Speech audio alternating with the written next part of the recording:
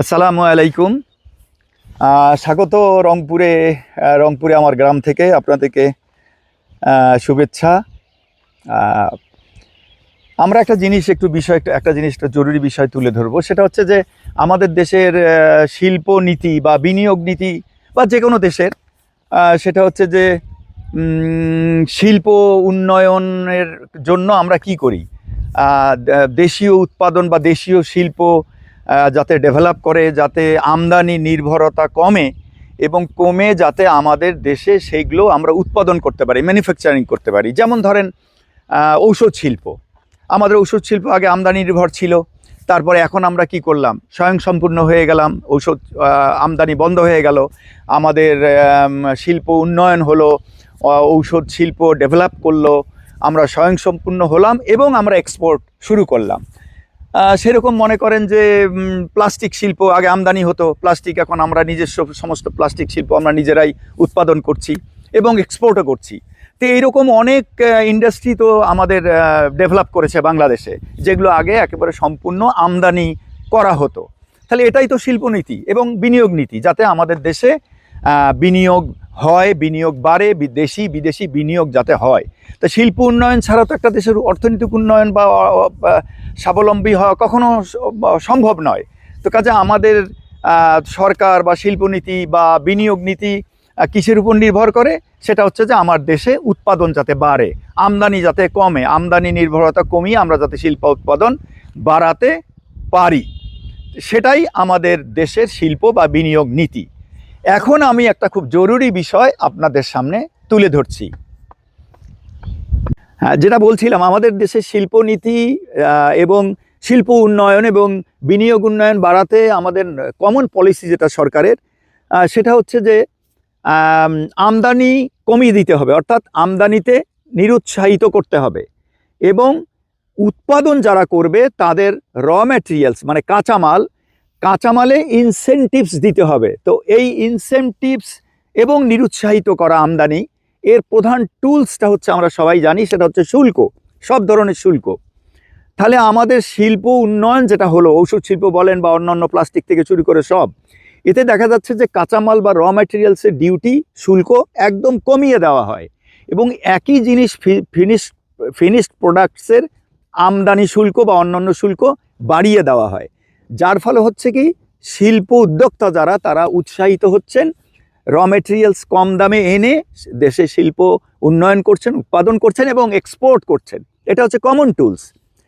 ভয়াবহ বিষয় আমি যেটা দৃষ্টি আকর্ষণ করতে চাচ্ছি, সরকার থেকে শুরু করে জনগণের, রাজনীতিবিদ, আমলা, সরকারি লোকজন, সবার কাছে একটা জিনিস আমি তুলে ধরছি। সেটা হচ্ছে এই যে আমি যেখানে বসে আছি, এটা কিন্তু কৃষি ক্ষেত। মানে পিছনে দেখেন পাতার, আমাদের রংপুরে পাতার বলে হচ্ছে যেখানে বাড়িঘর অনেক দূরে, শুধু জমি আর জমি বা ফাঁকা জায়গা। এই জমিগুলো এখন, আগে ধান হতো, এই সিজন হচ্ছে আলু রোপণ অলরেডি হয়ে গেছে, কিছুদিন পরেই কীটনাশক এবং সার দেওয়া হবে। তো এই কীটনাশকে আসি, আমাদের যে নিরাপদ খাদ্য যে ধ্বংস হয়ে গেছে বাংলাদেশে, ফুড চেইনটা, এই ফুড চেইন ধ্বংস হওয়ার, নিরাপদ খাদ্য ধ্বংস হওয়ার 80% কারণ হচ্ছে কীটনাশক, নিম্নমানের হেভি মেটালযুক্ত এবং অন্যান্য বিষাক্ত কন্টামিনেন্টস, যেমন আমরা বলতে পারি রেডিও অ্যাক্টিভ ইনগ্রিডিয়েন্টস বা রেডিও অ্যাক্টিভ এলিমেন্টস। এগুলো আমদানি হচ্ছে চায়না এবং পাশের ইন্ডিয়া থেকে, নিম্নমানের, ইমপিওর, কথাটা খেয়াল রাখবেন, ইমপিওর, নিম্নমানের আমদানি হয়। 1 লাখ মেট্রিক টন, প্রায় 6,000 কোটি টাকার আমদানি হয়। তাহলে আমাদের এখানে যদি, সরকারের পলিসিও কিন্তু তাই, গত বাজেট সভায় মাননীয় অর্থ উপদেষ্টা মহোদয় বক্তৃতায় বলেছেন যে কীটনাশক শিল্পটাকে দেশে উন্নয়ন করে, মানে উৎপাদন করে কীটনাশকের শিল্প উন্নয়ন করে রপ্তানিমুখী শিল্প করার জন্য, ঔষধ শিল্পের মতো, এটার ডিউটি শুল্ক 0% করার প্রস্তাব করা হলো। কথাটা খেয়াল রাখেন, 0% করার প্রস্তাব করা হলো। কেন? যাতে শিল্প গড়ে ওঠে, যাতে পিওর এবং ভালো এবং কম দামে উন্নত মানের কীটনাশক যাতে আমরা জনগণ ব্যবহার করতে পারে। তাহলে উন্নত মানের এবং পিওর কীটনাশক যদি ব্যবহার হয়, তাহলে আমাদের ফুড চেইন 80% রিকভার হয়ে যাবে। এই যে হেভি মেটাল, এই যে ফসলে, আলুতে ধরেন, এখন যে কীটনাশকগুলো দেওয়া হবে। আলু টেস্ট করে পাওয়া গেছে নিকেল এবং ক্যাডমিয়াম মারাত্মক পাওয়া গেছে। তার মানে নিকেল ক্যাডমিয়াম কিন্তু কীটনাশকে আছে, আমরা টেস্ট করেছি, বহুবার টেস্ট করেছি কীটনাশক, পাওয়া গেছে হেভি মেটাল। তো আরও আসছে রেডিও অ্যাক্টিভ এলিমেন্টসও পাওয়া যাবে ডেফিনেটলি, সেটার রেজাল্ট আপনাদেরকে পরে দেব আমি। তো এই যে কীটনাশকটাকে মাননীয় অর্থ উপদেষ্টা মহোদয় বলার পরেও এইবার বাজেটে এনবিআর কীটনাশক যেখানে শূন্য করার কথা, র ম্যাটেরিয়ালস মানে অ্যাক্টিভ ইনগ্রেডিয়েন্টস, কাঁচামালের উপর শূন্য করার কথা যেখানে বলা হলো সরকারিভাবে, সেখানে এনবিআর এটা শুল্ক নির্ধারণ করেছে 37 থেকে 58% এবং কোনো কোনো ক্ষেত্রে 98%। তাহলে আর কীটনাশক আমদানি শুল্ক করা হয়েছে অনলি 5 to 10%। তাহলে 5 to 10% আমদানির সঙ্গে কেউ যদি দেশে এই মাটিতে সে কীটনাশক উৎপাদন করতে চায়, র ম্যাটেরিয়াল 37 থেকে 58 এবং কোনো কোনো ক্ষেত্রে 90% প্লাস, সে কি কুলাতে পারবে? সে কি এখানে শিল্প কেউ দেবে?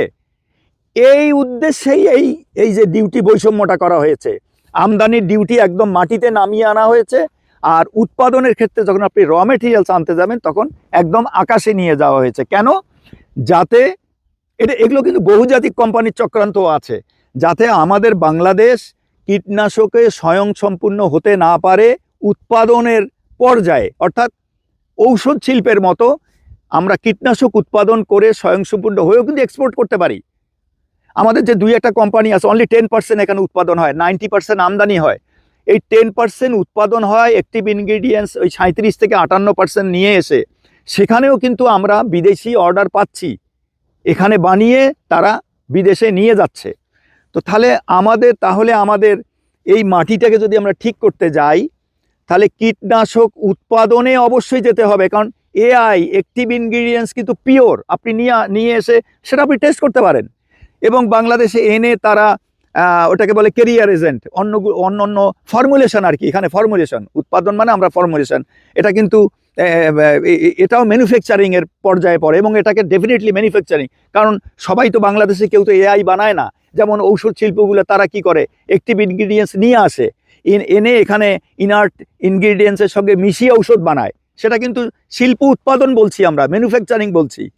কিন্তু আমাদের কেউ এই যে ফর্মুলেশন এআই এনে অন্য ম্যাটেরিয়ালসের সাথে, মানে অ্যাক্টিভ ম্যাটেরিয়াল মানে যে মানে সাথে যে জিনিসগুলো মিশানো হয়, ক্যারিয়ার এজেন্ট, আমি বারবার ভুলে যাচ্ছিলাম, ক্যারিয়ার এজেন্টের সাথে মিশিয়ে ফর্মুলেশন উৎপাদন, কিন্তু কোনো চক্র এটাকে উৎপাদন বলতে বা ম্যানুফ্যাকচারিং বলতে নারাজ। কিন্তু ঔষধ শিল্পে কিন্তু তাই হচ্ছে, আমাদের দেশে এআই তৈরি হয় না।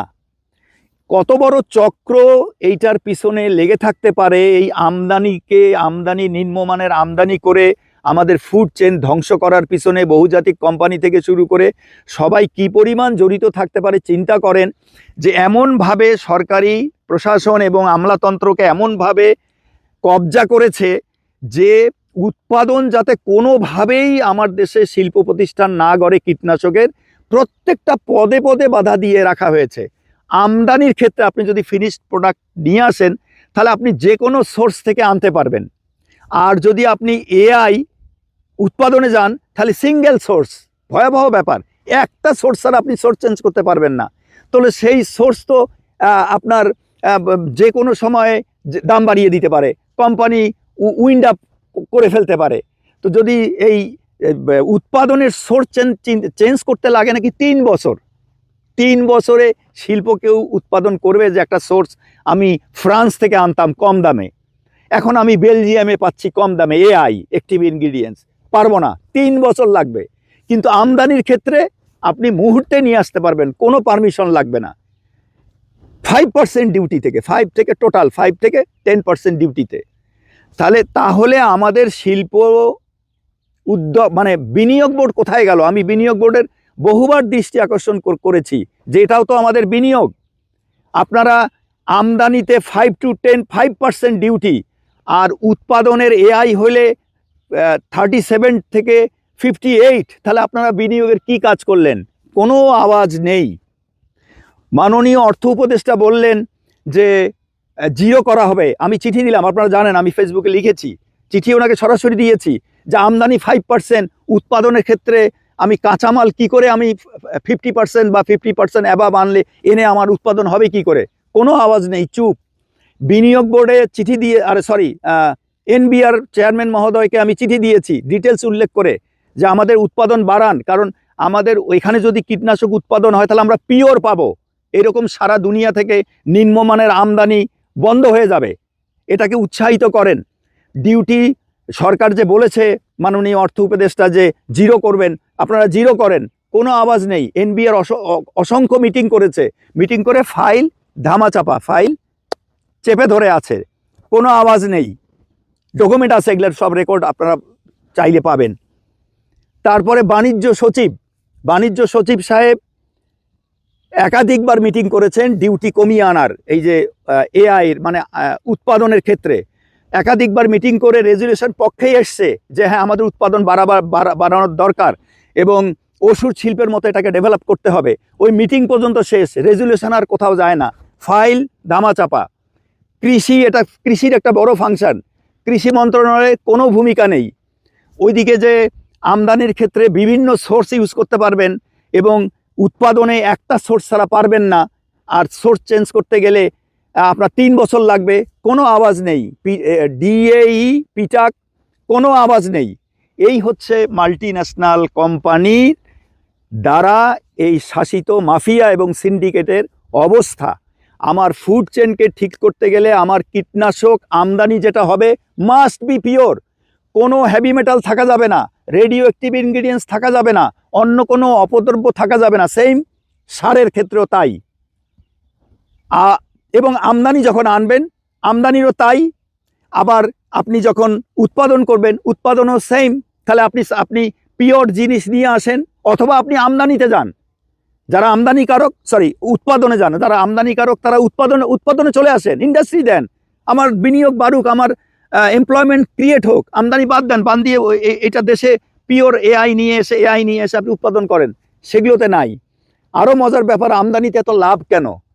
চায়নাতে 1 কেজি, সাপোজ 1 কেজি একটা কীটনাশক যদি 100 টাকায় কেনে, তাহলে ডিউটি ডিক্লেয়ার করে 600 টাকা, 500 টাকা মুদ্রা পাচার, আমার অর্থ পাচার, সেটাকে 600 টাকা ধরে এখানে বিক্রি করে 1500 টাকা। আমদানিতে লাভে লাভ, নিম্নমানের জিনিস। আর আপনারা দেখেন যারা উৎপাদন করতেছে যে 10%, সেগুলোর পিউরিটি দেখেন। কৃষকের কাছে শোনেন যে ব্র্যান্ডগুলো বাংলাদেশে 10% উৎপাদন করে তাদেরটা কতটা কার্যকর, কতটা ভালো কীটনাশক, ইফেক্টিভ কীটনাশক। কৃষকদের কাছে শোনেন, আমদানিগুলোর কথা শোনেন, প্রতি বছর কী হারে বাড়তেছে কীটনাশক আমদানিগুলো, দেওয়া কোনো কাজ হয় না। একটার সঙ্গে 2টা 3টা 4টা 5টা 6টা মিশাচ্ছে, ককটেল করে দিচ্ছে। এগুলো PHI, pre harvest interval maintain হয় না। এই 6টা 5টা ককটেল করে যে দিল, সকালে দিয়েই বিকালে বাজারে, রাতে আমার পেটে। স্বাস্থ্য ব্যবস্থা ধ্বংস, নিরাপদ খাদ্য ধ্বংস এই কীটনাশকের কারণে। আমি সবার কাছে অনুরোধ যে উৎপাদনের ইনসেন্টিভস দিন। সরকার যে ঘোষণা করেছে জিরো, সেই জিরো কার্যকর করুন। আমদানিকাই করে কারো তো বাধা নেই, আপনারা আমদানি করেন, 5 to 10% করেন ডিউটিতে, আর উৎপাদনের এআই হবে 0%। কম্পিটিশন হোক, কোনটা টেকে না। তো যাই হোক, অনেকক্ষণ হয়ে গেল আমার লেংদি ভিডিও। ধন্যবাদ সবাইকে শোনার জন্য, এবং আশা করি আমি এটা কার্যকর হবে বা কার্যকর আগামী বৃহস্পতিবার কয় তারিখ?